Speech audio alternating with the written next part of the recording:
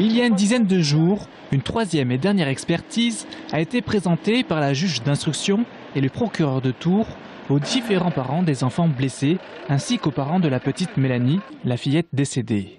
Pour le procureur, on commence maintenant à s'approcher de la vérité, les deux dernières expertises n'ayant pas beaucoup de divergences. Ils estiment effectivement que très vraisemblablement le fourgon avec le pneu arrière gauche a touché le trottoir au moment où le fourgon empruntait la rue qui mène à l'école Mignonne. Le conducteur a perdu le contrôle du véhicule à ce moment-là et que très vraisemblablement il y a eu une accélération très forte de sa part.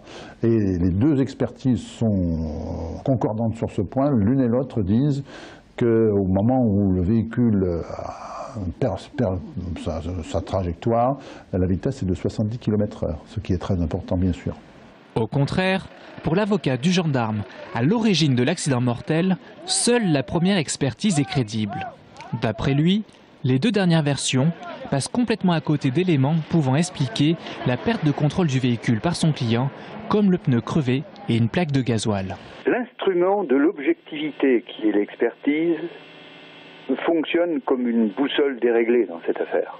Ces experts veulent à tout prix, je ne sais pourquoi, poser des postulats d'excès de vitesse, poser des calculs qui démontreraient, on ne sait comment, on ne voit pas pourquoi, qui démontreraient le contraire de ce qu'a été la réalité de cet accident. Pour les parents de Mélanie joints par téléphone, 2 ans après la mort de leur fille, il est révoltant d'en être encore au stade de l'enquête.